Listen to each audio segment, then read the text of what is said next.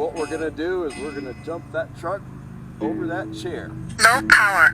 Part 2. Video start. Today, folks, we're gonna take that truck and jump it over that chair. Part 2. Buckle your seatbelts.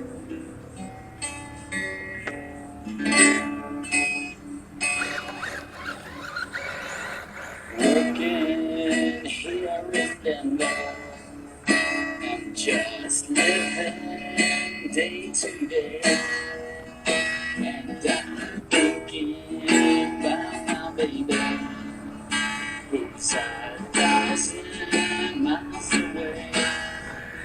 Yeah, she's 1,000 miles away.